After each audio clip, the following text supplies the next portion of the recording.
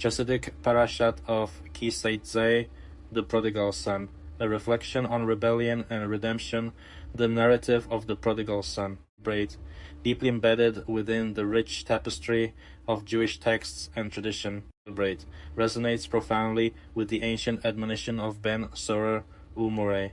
The son is corrupt and rebellious. He does not obey the voice of his father and the voice of his mother. This poignant phrase encapsulates a myriad of themes related to familial discord, moral deterioration, and the intricate dynamics of parental authority. It reveals a story that not only portrays youthful rebellion, but also serves as a powerful commentary on the expectations of familial loyalty and respect for parental guidance. The tale invites us to explore the consequences of rebellion, the failures of upbringing, and the broader societal implications of a breakdown in familial values. At the heart of this discourse lies the figure of the Sorer Umore, a son whose insidious rebellion manifests not merely in disobedience, but through acts that starkly violate the sacred bonds of family. His transgressions culminate in a reprehensible act of theft against his own parents, robbing them of their resources to indulge in hedonistic revelry with dubious companions. This calamitous path reflects not just individual rebellion, but also a disintegration of familial values, presenting a stark portrait of moral laxity that invites contemplation of the consequences that ensue when respect for parental authority is eroded. The son's actions precipitate a crisis that extends beyond the household. They mirror a broader societal malaise wherein the sanctity of family is undermined, leading to a culture that dismisses the wisdom of elders and the importance of heritage. The Torah's decree concerning the punishment of such a son is jarring and provocative indeed, as it prescribes the death penalty for the Sorer Umore. On the surface, this harsh judgment may seem excessively severe, eliciting immediate moral outrage. However, when we delve deeper into the text and its interpretations, we uncover layers of meaning that may initially seem unfathomable. The Talmud elucidates that the conditions required for this punishment to be enacted are so stringent that it renders the execution of such a sentence virtually impossible. The wise sages delineate a narrow pathway of requirements: the son's age, the specific nature of his theft, the types of indulgences he procures with stolen wealth, and the necessity for both parents to present themselves before the rabbinical court, united in their condemnation. This level of specificity underscores a critical point. The law is not simply punitive, but serves as a profound reflection on the complexities of human behavior, relationships, and the societal structures that uphold them. One might ponder the rationale behind enshrining such a law in sacred text when its practical application is so exceedingly rare. The answer may lie in the overarching principles of mercy and prevention that the sages sought to convey through the law. The notion that it might be better for a son to face an ostensibly merciful demise than to languish in a life of escalate moral depravity serves as a stark reminder of the potential consequences of rebellion. The teaching suggests that the law serves as a cautionary measure, a reminder that unchecked rebellion can lead to a downward spiral of moral decay, culminating in acts far graver than theft. It serves not merely as a deterrent, but as an acknowledgement of the fragile nature of human character, especially in youth, and the profound impact of upbringing on an individual's choices. Moreover, the decree serves as a sobering admonition not only for the rebellious son, but also for the parents themselves. Braid. It compels them to engage in introspection regarding their methods of upbringing. Braid. Suggesting that the failure to instill respect and moral discipline may stem from their own shortcomings. The law thus functions as a mirror, Braid, reflecting the consequences of parental negligence or overreach. It raises an essential question, Braid. What role do parents play in shaping their children's moral compass? Braid. The responsibility of nurturing a child's soul can have dire repercussions, Braid, often manifesting in rebellion when parents fail to provide a balanced environment that fosters respect, understanding, and discipline. Consequently, Braid, the text encourages a holistic approach to parenting, one that emphasizes the importance of cultivating familial bonds characterized by love, guidance, Braid, and mutual respect. The act of public execution, culminating in the hanging of the condemned on a tree, further deepens the narrative's symbolic resonance. Braid. This ritualistic act signifies the gravity of the offense and connects the transgression to the primordial sin of Adam in the Garden of Eden. Braid. The narrative evokes the moment when Adam, lured by the serpent, defied divine command, and in doing so brought mortality and sin into the world. Braid. The parallels drawn between Adam's rebellion and that of the Soror Umore underscore the theological underpinnings of the law. Braid. Just as Adam's failure was classified as a blasphemous act against the Creator, Braid, so too is the rebellion of the Son viewed as a profound violation of familial and divine authority. Braid. This connection invites a broader reflection on the nature of rebellion itself. Rebellion, whether against parents or divine edicts, Braid, signifies a fundamental rupture in the relationship between the individual and the foundational structures of society. Braid. The narrative suggests that when one disregards the voices of authority, whether parental or divine, Braid, they are not merely rebelling against specific individuals, but against the very fabric of communal existence. Braid. This theme of rebellion against authority is not limited to individual actions. Braid. It reflects a societal trend that can lead to chaos, disintegration of community bonds, and ultimately moral decay. Braid.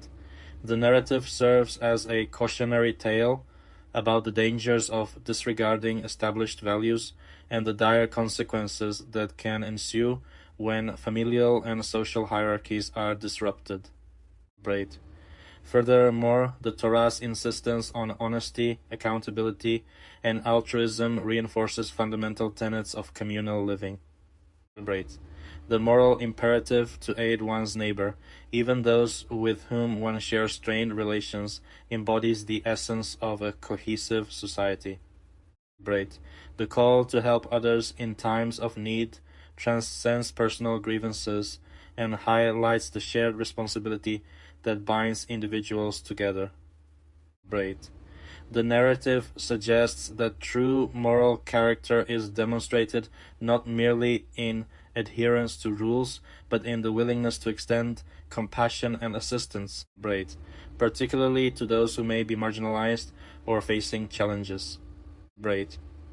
This ethical framework underscores the importance of fostering a community where individuals support one another, Braid, creating a moral society that values integrity and kindness. Braid. In conclusion, the story of the prodigal son, encapsulated within the framework of Ben Soror Umore, serves as a multifaceted exploration of rebellion, Braid, parental authority, and societal values. Braid. It compels us to reflect on the complexities of familial relationships, while providing a cautionary tale about the perils of moral laxity. Ultimately, Braid, it emphasizes the importance of nurturing respect and understanding within the family unit and the broader community. Braid. The lessons gleaned from this ancient text remain ever relevant, Braid, inviting each generation to navigate the delicate balance between authority and autonomy in the timeless journey of human existence.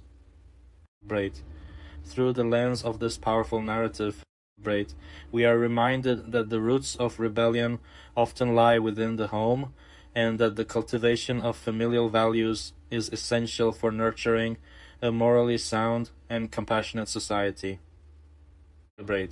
The prodigal son's journey from rebellion to redemption is not merely a story of individual struggle, but a profound reflection on the potential for transformation and the enduring power of forgiveness and understanding. The interplay of gender, identity, and divine command, an exploration of the prohibitions in Torah, in the intricate tapestry of Jewish law and tradition. Few mandates evoke as much contemplation and discussion as the prohibitions concerning gendered attire and the distinctions between male and female roles. The divine injunction against women adopting masculine garments and men donning feminine attire serves not merely as a superficial dictate about clothing, but as a profound commentary on the structure of creation itself. Inviting us to delve deeper into the essence of identity, morality, and societal harmony. As we examine these prohibitions, it becomes clear that they encapsulate a rich philosophical discourse that extends far beyond the mere act of dressing. At first glance, the commandment appears rooted in a desire to maintain social order and prevent moral decay. A simplistic interpretation suggests that such prohibitions exist to avert promiscuity and the blurring of sexual identities. In a contemporary context, however, this rationale seems archaic, as modern society increasingly champions equality and fluidity in gender expression. Critics argue that the rigid delineation of gender roles perpetuates stereotypes and hinders personal freedom. Yet, the prohibition transcends mere externalities. It speaks to a fundamental principle regarding the nature of existence. In the divine schema, men and women are not mere reflections of one another, but rather distinct entities, each embodying unique perspectives, emotional responses, and values. The divergence between male and female identities is not a matter of superiority or inferiority. Rather, it illuminates the complexity of human experience and the necessity of both genders in achieving a harmonious existence. Each gender possesses intrinsic qualities, and together they contribute to a richer, more balanced world.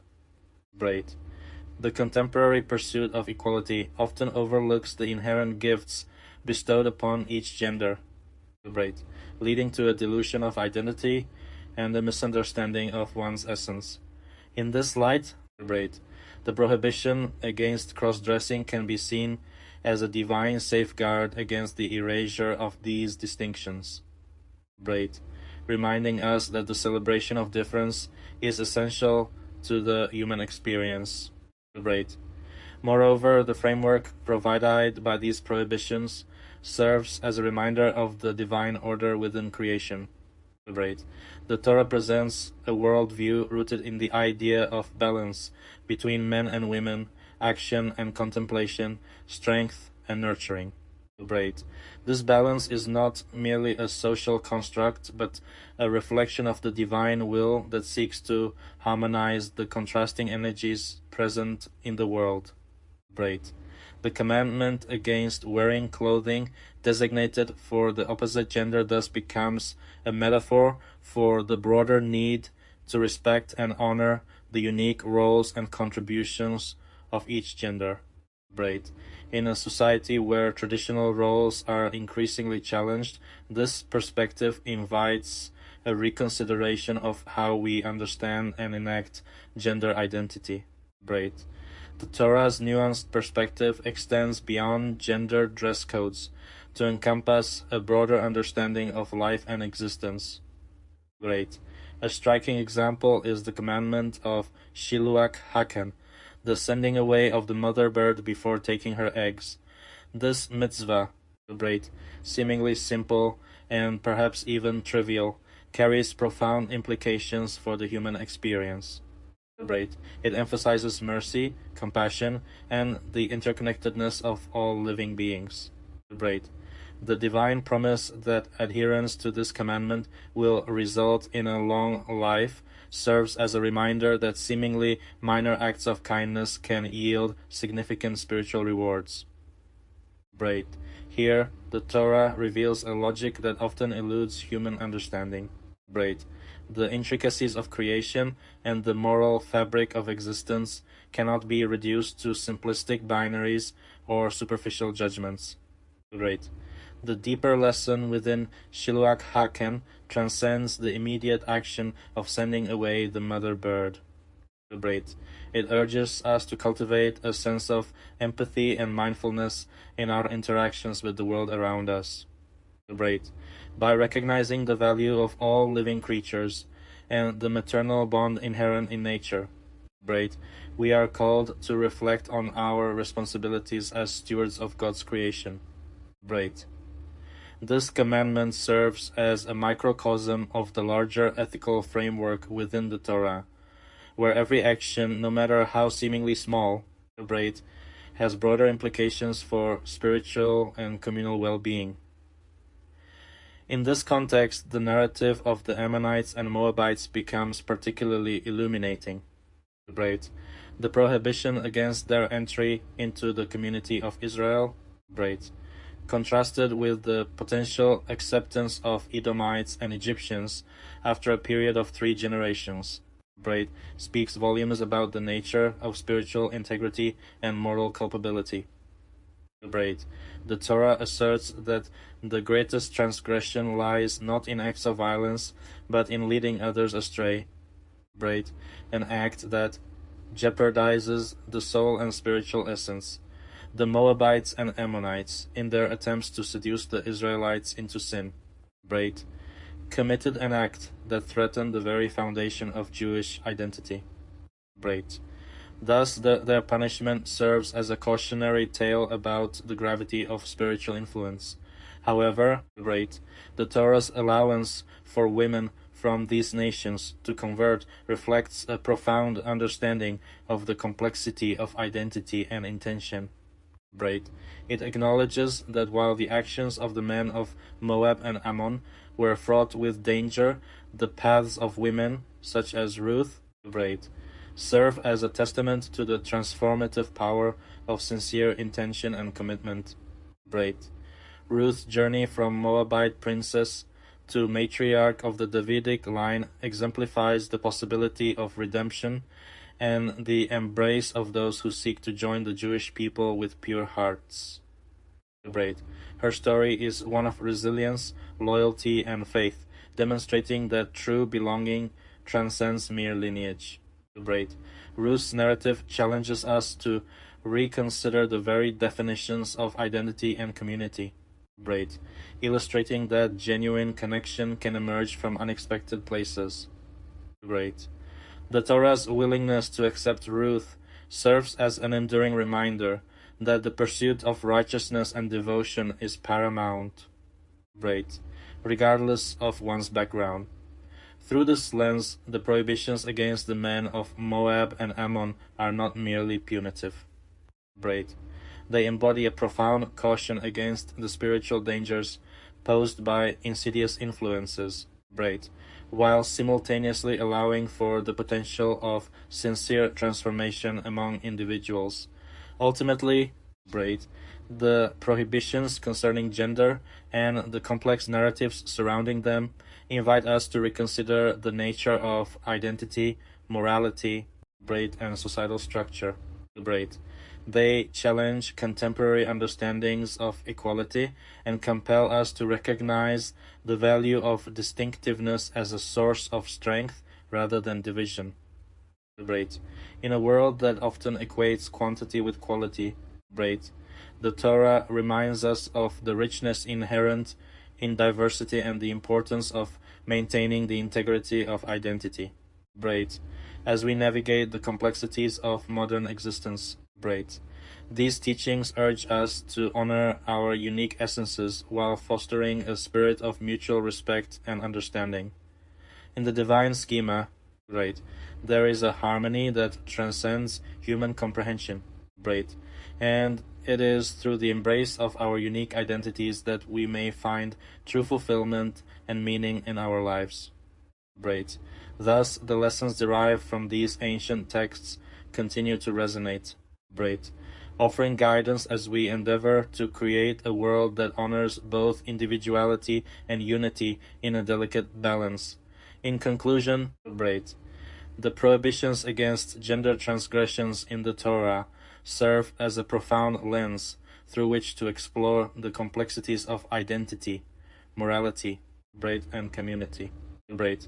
They invite us to reflect on the sacredness of our roles within the divine order, and to recognize that our differences are not barriers to connection, but rather pathways to deeper understanding and empathy. Great.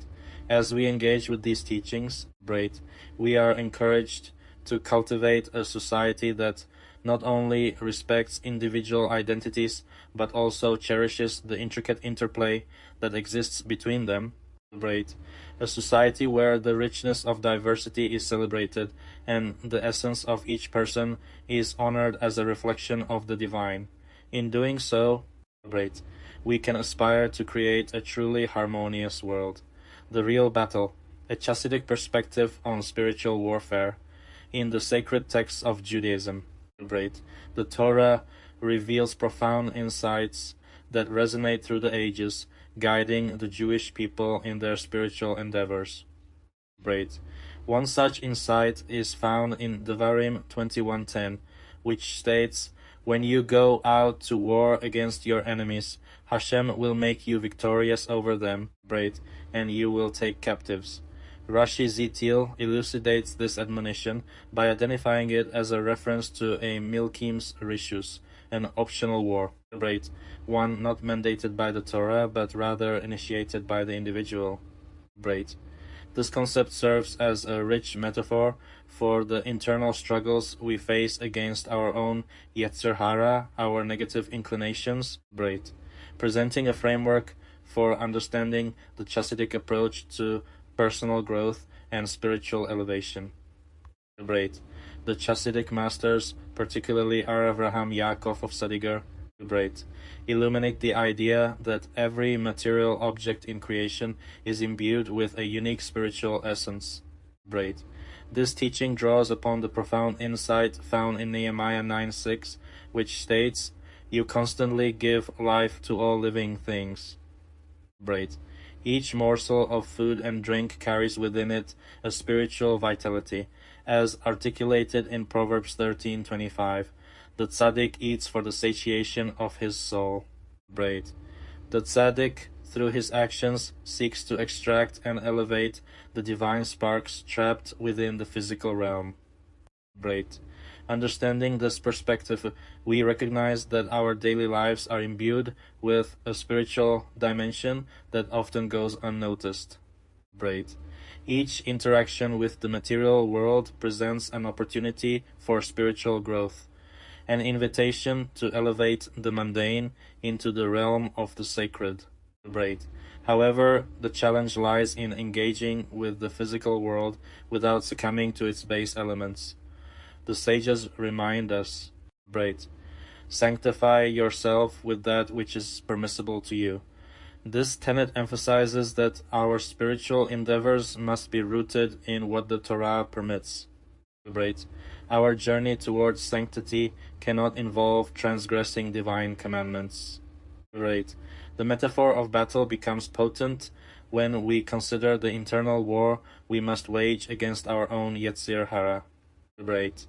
The act of taking captives symbolizes our responsibility to gather and uplift the spiritual sparks that reside within the permissible pleasures of life.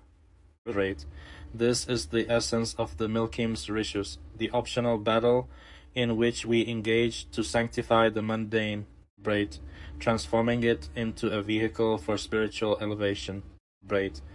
The Chassidic tradition encourages us to approach this battle with joy and determination, understanding that every victory contributes to our personal growth and the collective upliftment of the Jewish people. A poignant anecdote from the life of Archaim of Sons illustrates this principle beautifully. On one occasion, as he traveled across the river Dnieper, he inadvertently lost his cherished pipe to the waters below. In that moment, he faced a dilemma, to bend over the railing and retrieve the pipe, or to maintain his dignity by not lowering himself for the sake of a material possession. Choosing the latter, he allowed the pipe to drift away, demonstrating a profound commitment to his spiritual ideals.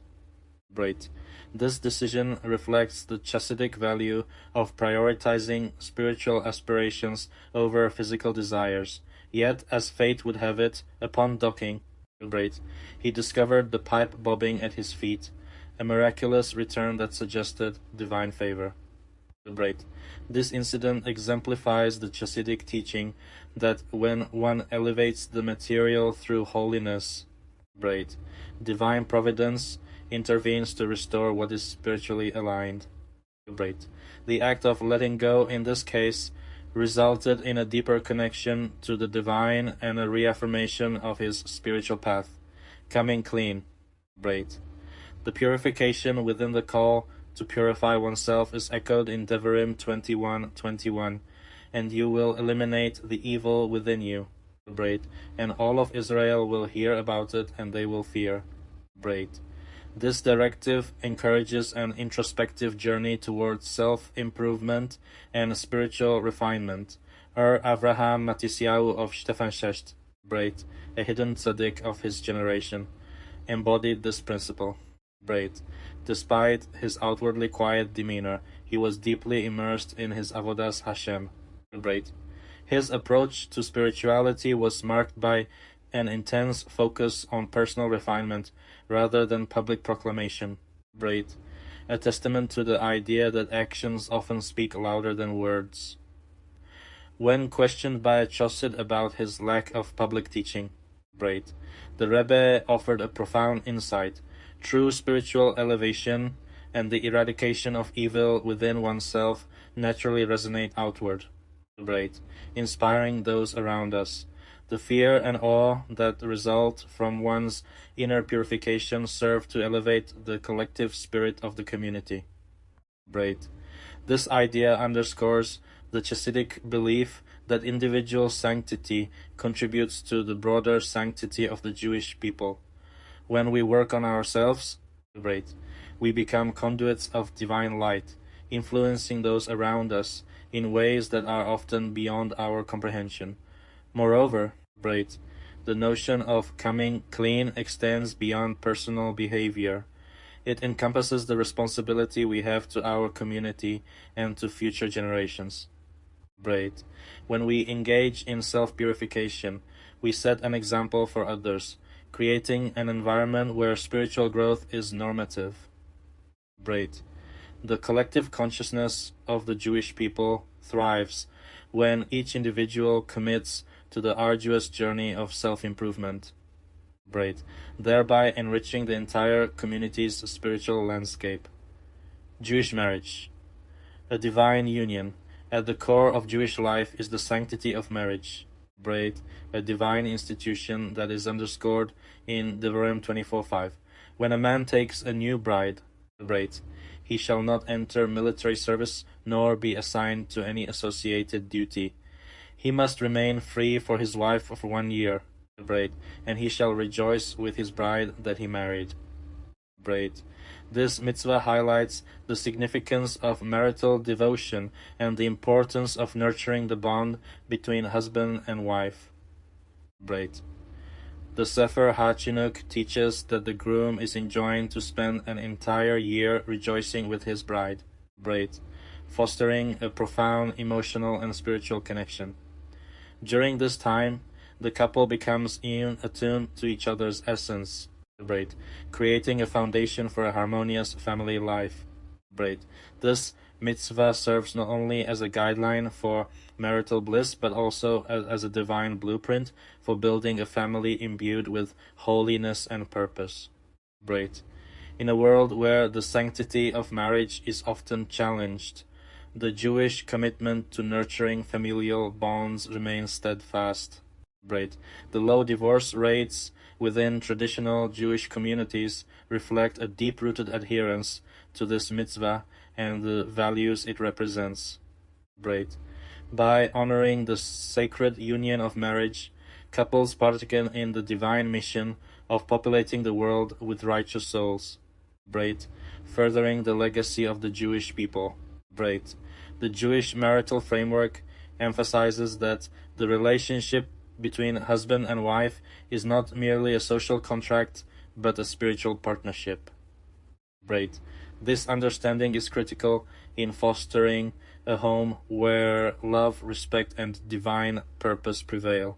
Through their union, a husband and wife create a microcosm of the Jewish nation, working together to instill values and traditions in their children, values that will carry forward into future generations.